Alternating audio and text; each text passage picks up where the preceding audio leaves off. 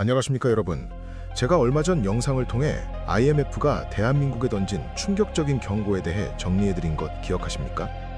IMF가 우리나라를 향해 내년이면 비기축통화국 중에서도 빚이 가장 빨리 늘어나는 나라가 될 것이라는 충격적인 경고장을 던졌습니다. 하지만 더 충격적인 것은 이 경고를 받아들이는 우리 정부의 태도입니다. IMF 보고서가 발표된 2026년 4월 15일 이후 정부의 경제사령탑들은 기다렸다는 듯이 일제히 포문을 열었습니다. 마치 약속이라도 한 듯 IMF가 틀렸다, 정치적 프레임이다 라며 근거 없는 낙관론을 쏟아내고 있습니다. 오늘 우리는 대한민국 경제의 운명을 쥐고 있는 핵심 인물 3인방, 김용범 정책실장, 류덕현 재정기획보좌관, 그리고 박홍근 기획예산처 장관이 각각 언제, 어디서, 어떤 논리로 이 거대한 위기를 부정하고 있는지 그 실체를 낱낱이 파헤쳐 보겠습니다. 가장 먼저 총대를 맨 사람은 김용범 대통령실 정책실장이었습니다. 그는 IMF 보고서가 나온 지 불과 나흘 뒤인 2026년 4월 19일 이재명 대통령의 인도 국빈 방문을 수행하던 중 현지에서 자신의 페이스북을 통해 장문의 글을 올렸습니다. 김 실장은 이 글에서 현재의 부채 논란을 정치적 프레임이라고 규정하며 언론의 보도 행태를 강하게 비난했습니다. 그는 부채 비율이라는 숫자는 정치적 목적에 의해 과장되거나 단순화되기 쉽다며 우리나라의 국가 채무 비율 D1 기준은 49%로 OECD 평균인 109%의 절반도 안 된다는 논리를 펼쳤습니다. 인도라는 먼 타국에서까지 SNS를 통해 국내의 불안 여론을 잠재우려 했던 그의 행보는 정부가 이번 IMF의 경고를 얼마나 껄끄럽게 여기고 있는지를 역설적으로 보여줍니다. 김 실장의 발언 직후 같은 날인 4월 19일 류덕현 대통령실 재정기획보좌관 역시 지원 사격에 나섰습니다. 그는 국제기구의 경고는 미래의 불확실한 위험에만 매몰되어 한국의 견고한 재정 펀드멘탈을 과소평가하고 있다며 김 실장의 논리에 힘을 실었습니다. 류 보좌관은 특히 한국의 재정 실체는 지표보다 훨씬 강하다는 표현을 쓰며 우리가 가진 공적 자산과 낮은 이자 부담률을 강조했습니다. 그는 기재부와 대통령실 경제라인의 가교 역할을 하며 정부가 추진하는 확장적 재정정책의 정당성을 부여하기 위해 IMF의 데이터를 비현실적인 비관론으로 몰아세웠습니다. 그리고 결정타는 2026년 4월 21일 박홍근 기획예산처 장관의 입에서 나왔습니다. 박 장관은 정부 세종청사에서 열린 취임 후 첫 기자간담회라는 공식적인 자리를 빌려 IMF의 신뢰성을 정면으로 공격했습니다. 그는 IMF의 전망은 과거에도 틀린 적이 많다고 구체적인 사례를 들었습니다. 박 장관은 2021년 당시 IMF는 2024년 한국의 부채 비율이 61.5%에 달할 것이라고 호언장담했지만 실제 결과는 49.7%였다는 점을 강조했습니다. 즉, IMF의 예측은 항상 비관적이었고 실제 우리 경제는 훨씬 더 잘해왔다니 이번 경고도 믿을 게 못 된다는 논리입니다. 그는 한술 더 떠 빚을 내서라도 투자를 해 성장률을 높이는 것이 부채 비율을 낮추는 가장 확실한 방법이라며 오히려 공격적인 재정 확대를 예고했습니다. 여러분, 보십시오. 정책 실무를 총괄하는 실장, 이론적 토대를 제공하는 보좌관, 그리고 예산의 곳간 열쇠를 쥐고 있는 장관까지 이 3인방이 입을 모아 말하는 공통된 메시지는 단 하나입니다. 우리는 OECD 평균보다 빚이 적으니 안심해라. IMF는 예전에도 틀렸으니 이번에도 무시해도 된다는 것입니다. 하지만 냉정하게 생각해 보십시오. 그들이 말하는 OECD 평균 109%에는 미국, 영국, 프랑스 같은 기축통화국들이 포함되어 있습니다. 그들은 자기 나라 돈을 찍어 빚을 갚을 수 있는 특권층입니다. 반면 우리 같은 비기축통화국에게 100%라는 숫자는 이미 국가 파산을 의미합니다. 정부는 왜 우리가 속한 비기축통화국 그룹의 55%는 언급하지 않는 것일까요? 왜 박홍근 장관은 과거의 예측 오류가 코로나라는 미중유의 사태였다는 사실은 쏙 빼놓고 말하는 것일까요? 오늘 이 시간 우리는 정부 경제 참모들이 펼치는 이 화려한 말잔치 뒤에 숨겨진 잔혹한 진실을 하나씩 대조해 볼 것입니다. 김용범의 OECD 방패, 류덕현의 자산 착시, 박홍근의 성장 지상주의가 어떻게 우리 아이들의 미래를 갉아먹고 있는지 지금부터 본격적인 팩트체크를 시작합니다. 대한민국 재정의 골든타임, 정말 정부의 말대로 여유가 있는 것인지 아니면 벼랑 끝에 서 있는 것인지 숫자가 말해주는 진실을 목격하시기 바랍니다. 정부의 핵심 참모 3인방이 펼치는 반박 논리, 그 화려한 말잔치 속에 숨겨진 팩트의 왜곡과 낙관론의 실체를 조목조목 짚어보겠습니다. 정부는 지금 이 상황을 통계적 오해라고 부르지만 우리가 보기엔 현실 부정에 가깝습니다. 가장 먼저 김용범 정책실장의 주장을 뜯어보죠. 김 실장은 2026년 4월 19일 인도 국빈 방문 중에도 페이스북을 통해 긴급 진화에 나섰습니다. 그는 우리나라 국가 채무 비율 D1은 49% 수준인데 OECD 평균은 109%다라며 우리가 여전히 재정 강국임을 역설했습니다. 하지만 여러분, 이 비교 자체가 거대한 함정입니다. OECD 평균 109%를 만드는 주범이 누구입니까? 바로 기축통화국인 미국과 일본입니다. 빚이 200%가 넘어도 자기 나라 돈 찍어서 갚으면 되는 나라들과 빚이 조금만 늘어도 국가 신용도가 휘청이는 한국을 같은 선상에 두는 것이 과연 온당한 비교입니까? 김 실장은 또한 외평채처럼 대응자산이 있는 채무가 많다고 주장합니다. 빚을 냈지만 그만큼 달러를 사뒀으니 문제없다는 논리죠. 하지만 이건 위험한 착각입니다. 외환보유고는 위기가 닥쳤을 때 외국인들이 자본을 빼나가는 것을 막기 위한 방어용이지 국가부채를 상환하기 위한 적금이 아닙니다. 환율이 요동치고 위기가 시작되면 그 대응자산은 눈 녹듯 사라지고 우리 손엔 빚만 남게 됩니다. 정부는 자산의 가치는 영원할 것처럼 말하면서 부채의 위험성은 정치적 프레임으로 치부하고 있습니다. 다음은 류덕현 재정기획보좌관입니다. 그는 김 실장과 같은 날 GDP 대비 부채 비율의 함정, 한국의 재정 실체가 지표보다 강한 이유라는 제목의 글을 올렸습니다. 그는 중앙정부 부채 비율이 50%를 겨우 넘는 수준은 선진국 기준에서 매우 낮다며 한국과 경제 규모가 유사한 국가들이 130%에서 250%를 넘기도 한다고 말했습니다. 류 보좌관이 말하는 130%, 250%인 나라들은 대부분 기축통화국이거나 유로화를 쓰는 유럽 국가들입니다. 특히 류 보좌관은 한국의 재정 실체가 강한 이유로 낮은 이자 부담률을 꼽았습니다. 하지만 이건 백미러만 보고 운전하는 격입니다. 지금까지는 저금리 시대였기에 1%대의 이자 부담이 가능했습니다. 하지만 전 세계적인 고금리가 고착화되고 무엇보다 저출산으로 인해 세금을 낼 인구 자체가 급격히 줄어들고 있습니다. 돈 벌 사람은 사라지는데 빚 갚을 이자는 늘어나는 구조. 이것이 류 보좌관이 말하는 강한 실체입니까? 류 보좌관은 악관론은 현재의 저금리 수치에만 기댄 채 다가오는 인구절벽이라는 거대한 쓰나미를 완전히 외면하고 있습니다. 마지막으로 박홍근 기획예산처 장관의 주장을 보겠습니다. 박 장관은 4월 21일 취임 후 첫 기자간담회에서 아예 IMF의 신뢰성을 정면으로 들이받았습니다. IMF는 2021년에도 2024년 부채 비율이 60%를 넘을 거라더니 틀리지 않았느냐는 겁니다. 박 장관의 이 발언은 대단히 위험합니다. 과거의 예측 오류는 코로나 시기 유동성 공급과 예상치 못한 수출 호조라는 변수 덕분이었습니다. 그런데 박 장관은 이 우연한 행운을 마치 정부의 실력인 양 포장하며 빚을 내서라도 성장률을 높여서 부채 비율을 낮추겠다는 이른바 성장지상주의를 내세우고 있습니다.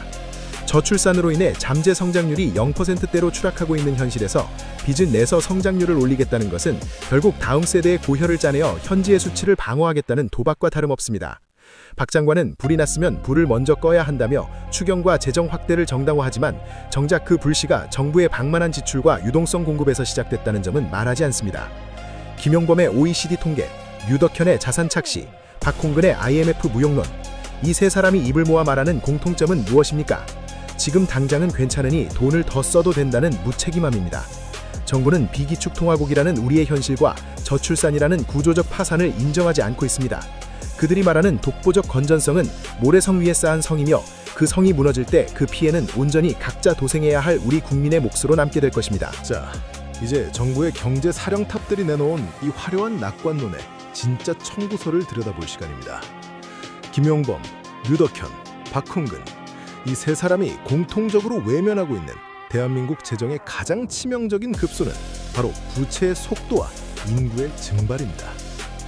정부는 자꾸 OECD 평균 109%라는 높은 벽을 보여주며 우리는 아직 50%도 안 되니 한참 멀었다고 우리를 안심시킵니다. 하지만 이건 아직 비겁한 눈속임입니다. 여러분, 자동차 운전을 할 때 사고가 나는 이유는 단순히 속도가 빨라서가 아닙니다. 제어할 수 없는 속도로 급가속을 하기 때문입니다. IMF가 한국을 벨기에와 함께 콕 집어 경고한 핵심 이유는 현재의 부채 수준이 아니라 그 부채가 늘어나는 기울기가 전 세계에서 가장 가파르기 때문입니다. 김용범 실장은 정치적 프레임이라며 선을 긋지만 시장의 눈은 냉정합니다. 비기축통화국이 부채 비율이 50%를 넘어서는 순간부터 글로벌 신용평가사들의 돋보기가 돌아가기 시작합니다. 그런데 우리는 지금 50%를 넘어 내년이면 56.6%, 2031년이면 63%까지 치솟을 것이라는 예고를 받았습니다. 류덕현 보좌관은 한국의 재정 실체가 강하다고 강변하지만 그 실체의 뿌리는 결국 세금입니다. 그런데 그 세금을 낼 사람이 사라지고 있습니다. 정부가 말하는 자산이 뒷받침된 채무라는 논리도 팩트체크가 필요합니다. 그 자산의 핵심인 국민연금을 보십시오. 저출산으로 인해 기금 고갈 시점은 계속 당겨지고 있는데 정부는 이 연금기금이 국가 부채를 방어해줄 든든한 뒷배인 것처럼 포장합니다.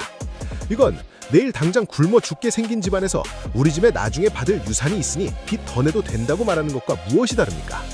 유산이 들어오기도 전에 집안이 먼저 풍비박산 날 판인데 말이죠. 특히 박홍근 장관의 빚내서 성장하겠다는 논리는 대한민국 경제에 독약을 들이붓는 것과 같습니다. 과거 고도 성장기에는 빚을 내서 공장을 짓고 수출을 하면 그 수익으로 충분히 빚을 갚고도 남았습니다. 하지만 지금은 어떻습니까? 잠재 성장률이 0%대로 수렴하는 저출산 국면입니다. 이런 상황에서 빚을 내서 시중에 유동성을 공급하는 것은 성장을 만드는 것이 아니라 자산 가격의 거품만 유지하고 화폐 가치를 떨어뜨리는 마약일 뿐입니다. 그 마약의 취기가 깨고 나면 남는 것은 우리 아이들이 짊어져야 할 천문학적인 이자 비용뿐입니다. 정부 경제 참모들의 공통적인 비극은 본인들의 임기 내 수치만 방어하면 된다는 임기지상주의에 빠져 있다는 점입니다. 김용범 실장이 말하는 OECD 평균, 류덕현 보좌관이 말하는 낮은 이자율, 박홍근 장관이 말하는 과거의 예측 우려, 이 모든 것은 과거의 데이터일 뿐입니다. 우리가 직면한 2027년의 대한민국은 단 한 번도 가보지 않은 초고령, 초저출산의 길입니다. IMF가 한국을 향해 던진 56.6%라는 숫자는 단순한 통계가 아닙니다. 당신들의 방식으로는 더 이상 버틸 수 없다는 마지막 경고입니다. 그런데도 정부는 정치적 공세다, 우리는 튼튼하다는 말만 반복하며 귀를 닫고 있습니다. 비기축통화국이라는 현실을 부정하고 저출산이라는 인구 재앙을 외면한 채 유동성의 환각에 취해 추경과 현금 살포를 정당화하는 이 낙관론이야말로 우리 경제를 무너뜨리는 가장 큰 내부의 어적입니다. 시청자 여러분, 정부가 여러분의 노후를, 여러분 자녀의 미래를 책임져 줄 것이라는 환상을 이제는 버리셔야 합니다. 그들이 말하는 독보적 건전성의 유효기간은 이제 끝났습니다. 숫자가 비명을 지르고 있는데 지휘부만 괜찮다고 노래를 부르는 침몰하는 타이타닉호, 그것이 지금 대한민국 재정의 현주소입니다. 이제 우리는 정부의 감언 이설이 아닌 차가운 숫자가 말해주는 진실을 믿고 각자 도생의 생존 전략을 짜야 합니다. 국가의 부채가 여러분의 삶을 짓누르기 전에 말입니다. 정부가 IMF의 경고를 정치적 프레임으로 몰아세우며 안심하라고 말하는 동안 정작 우리가 마주하게 될 현실은 냉혹하기만 합니다. 김영범 정책실장과 류덕현 보좌관, 그리고 박홍근 장관이 입을 모아 강조하는 재정 건전성의 신원은 사실 인구절벽이라는 거대한 해일 앞에 모래성과 같습니다. 그들이 말하는 OECD 평균이라는 방패는 기축통화국이라는 거대한 성벽 뒤에 있는 나라들의 수치일 뿐, 성벽 밖에 홀로 서 있는 비기축통화국 한국에게는 아무런 보호막이 되어주지 못합니다. 결국 이 모든 낙관론의 끝에서 기다리고 있는 것은 우리 세대와 미래 세대가 나누어 짊어져야 할 가혹한 청구서입니다. 박홍근 장관은 빚을 내서라도 성장률을 올리면 부채 비율이 떨어진다고 말하지만 생산 가능 인구가 급감하는 나라에서 인위적인 유동성 주입으로 만들어낸 성장은 필연적으로 물가 폭등과 자산 거품이라는 부작용을 낳습니다. 정부가 추경을 통해 시장에 돈을 풀고 유동성 과잉을 방치하는 사이 서민들의 실질 소득은 줄어들고 화폐 가치는 하락합니다.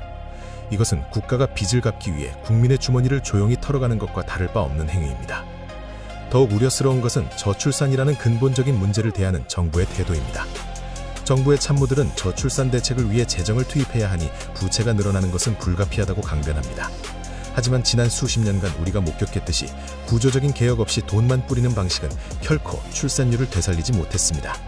오히려 무분별하게 풀린 유동성이 주거비용을 높여 청년들을 더 깊은 절망으로 밀어넣었을 뿐입니다.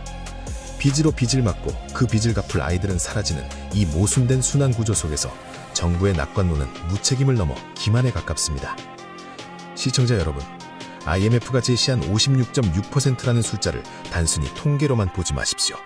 그것은 대한민국이라는 국가의 신용이 비기축통화국으로서 지켜야 할 마지막 마지노선을 넘어가고 있다는 경고입니다. 김용범 실장이 말하는 정치적 프레임이나 류덕현 보좌관이 말하는 지표상의 건전성은 국제금융시장의 냉혹한 투매 앞에서는 한낱 종이 조각에 불과합니다. 환율이 요동치고 외국인 자본이 빠져나가는 순간 정부가 자랑하던 대응 자산들은 순식간에 증발하고 우리에게 남는 것은 감당할 수 없는 수준의 원화 채무뿐일 것입니다. 이제 우리는 정부의 입이 아닌 경제의 체력을 믿어야 합니다. 하지만 지금 대한민국의 체력은 방만한 재정 운영과 정치적 목적의 유동성 살포로 인해 급격히 쇠약해져 있습니다. 정부 참모들이 과거의 통계 오류를 들먹이며 IMF의 경고를 조롱할 때 우리는 그들이 외면하고 있는 미래의 절벽을 직시해야 합니다. 2027년 비기축통화국 평균을 넘어서는 그 시점은 대한민국 경제가 서서히 가라앉는 티핑포인트가 될 것입니다. 정부는 결코 여러분의 노후를 책임지지 않습니다.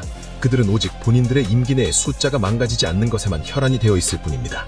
빚더미 위에 세워진 가짜 풍요의 시대가 저물고 있습니다.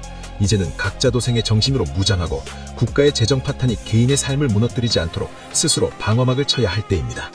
정부가 괜찮다고 말할 때가 가장 위험한 때라는 사실, 우리는 이미 과거의 여러 경제 위기를 통해 뼈저리게 배웠습니다. 이번에도 예외는 아닐 것입니다. 숫자가 보내는 마지막 구조 신호를 절대 간과하지 마시기 바랍니다. 이제 긴 여정을 마무리하며 우리가 마주한 이 잔혹한 진실의 끝을 맺으려 합니다. 이재명 정부의 경제사령탑인 김용범, 류덕현, 박홍근 이 세 사람이 쏟아낸 반박의 공통점은 결국 하나로 수렴됩니다. 우리 세대의 잔치는 계속되어야 하며 그 비용은 미래 세대에게 떠넘겨도 괜찮다는 무책임한 확신입니다. 정부는 OECD 평균이라는 거대한 숫자를 방패 삼아 우리를 안심시켰습니다. 하지만 그 방패는 기축통화국이라는 특권을 가진 나라들만의 전유물일 뿐 우리 같은 비기축통화국에겐 아무런 효력이 없습니다.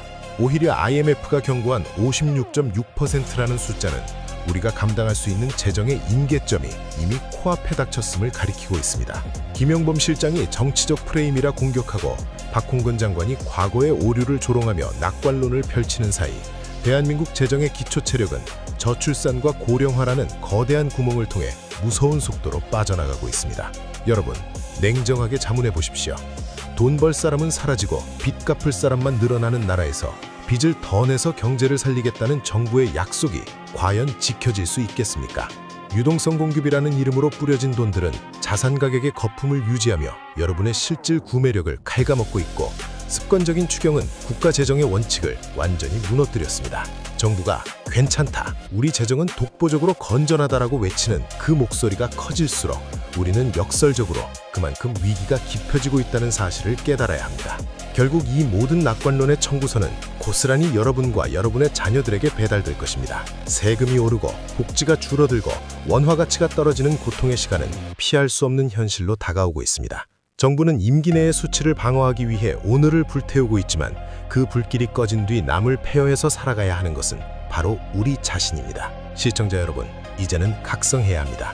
국가가 내 노후를 책임져 줄 것이라는 환상, 빚으로 만든 이 가짜 풍요가 영원할 것이라는 착각에서 깨어나야 합니다. IMF의 경고는 우리에게 주어진 마지막 탈출 신호일지도 모릅니다. 정부의 감언이설에 속아 골든타임을 놓치지 마십시오. 숫자는 거짓말을 하지 않습니다. 거짓말을 하는 것은 오직 그 숫자를 가리고 싶은 사람들 뿐입니다. 대한민국 재정의 침몰은 이미 시작되었습니다. 이 거대한 위기의 파도 속에서 여러분의 가정과 자산을 지킬 수 있는 유일한 방법은 정부의 낙관론을 의심하고 차가운 현실을 직시하는 것뿐입니다. 오늘 전해드린 이 잔혹한 진실이 여러분의 미래를 지키는 작은 이정표가 되기를 바랍니다. 2027년 비기축통화국 평균을 넘어서는 그 재앙의 시간이 오기 전에 지금 당장 생존 전략을 짜십시오.